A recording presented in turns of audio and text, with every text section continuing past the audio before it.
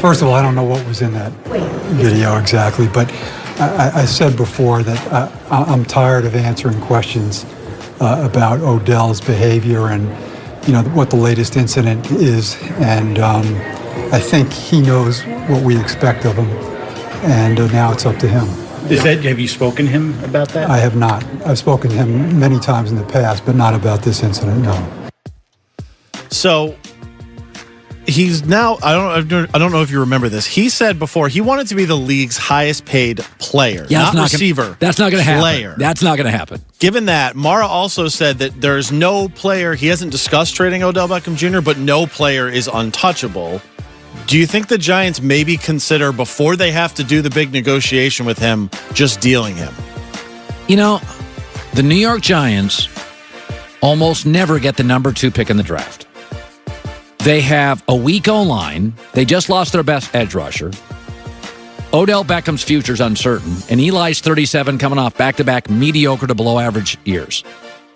You could literally, if you were the Giants, transform your roster in about an hour. You could trade that number 2 pick. Like Saquon Barkley's going to solve all those issues.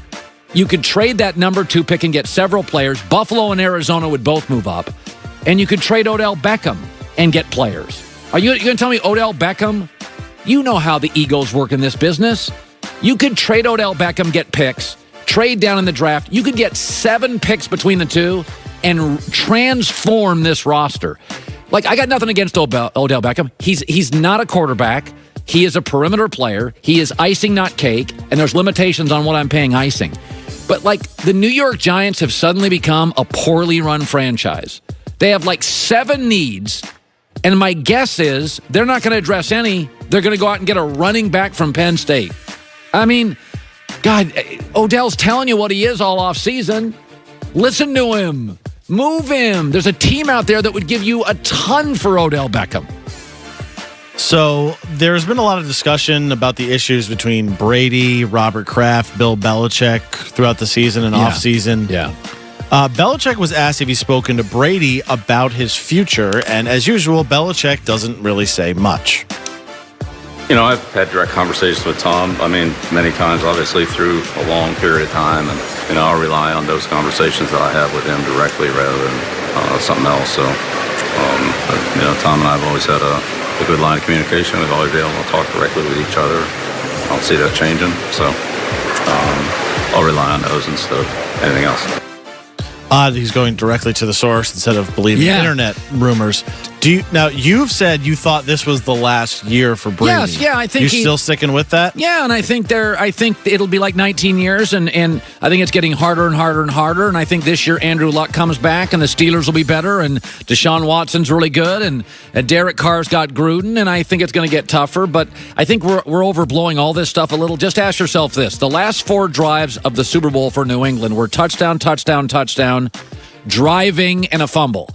If Tom Brady didn't get hit and Tom Brady didn't fumble, it would have been touchdown, touchdown, touchdown, touchdown, and we wouldn't be talking about any of this stuff. I think we're all kind of prisoner of the moment, and I think after you lose the Super Bowl, and I don't care if it's like LeBron, when you lose an NBA Finals, or Derek Jeter, if you lose a World Series, for 3 weeks to a month, you kind of disappear, you struggle with it, you have some sleepless nights, you question how long you want to do it, but in the end, he threw for 500 yards, touchdown, touchdown, touchdown, hit and fumble. If there's no hit, he scores, and we don't have any of these conversations. And finally, I'm sure you saw over the weekend that Steph Curry got hurt. A player fell into his knee. Yeah. Steve Kerr said there is no way Steph will play the first round of the NBA playoffs with his sprained MCL. And that means the second round, he's going to be coming off an injury. Well, so he's expected to be out for about 3 weeks, which is when the playoffs start. Right. Curry, he actually thinks he could be back a little bit earlier and wants to prove Steve Kerr wrong. Here is what they both said about his outlook. We said we would reevaluate in 3 weeks. First round starts exactly 3 weeks. We're going to reevaluate him the day the first round starts. I'm just assuming he's not going to play on the first round. And we'll reevaluate after 4 weeks, and then maybe 5, and then maybe he'll play, but who the hell knows? Based on what I've been told, 3 weeks is a good kind of benchmark reevaluate and reassess kind of where I'm at, my progress or whatnot. So mentally for me, staying positive, staying upbeat. Hopefully I prove what Coach said wrong and put myself in a position to get back as soon as possible. Now, if you were the Warriors, let's say in about 3 weeks he is cleared that he could play, would you play him round one or do you sit him? Right now they'd be playing the Timberwolves in the first round. I know. And Jimmy Butler's coming back. I would basically, you know what I'd do? I'd give him 3 weeks off, and then I'd sit there and I'd watch game 1 of the series. And if you win at home in Oracle, I'd give him game 2 off. And if you win game 2, I'd give him game 3 and 4 off. I would just, if you lose game 1, I'd probably, that's the way the world is. Come on back, fella. We need like 19 minutes a night. But I would go to that game 1 against Minnesota. Minnesota, not a great road team. You watch the game and you're like, we won by 11. And I would just, wait and how long I can. By the way, if the game 2 series matchup is I wouldn't mind, because I'm going to have home court, right? The second round they will have home court, so yes. if we win the second round game 1, I'm just trying to get him 100% healthy. That's all I care about. He's not KD. Steph's the future of my system here. That's all I care about. A veteran French newsman, John Goulet. Well, that's the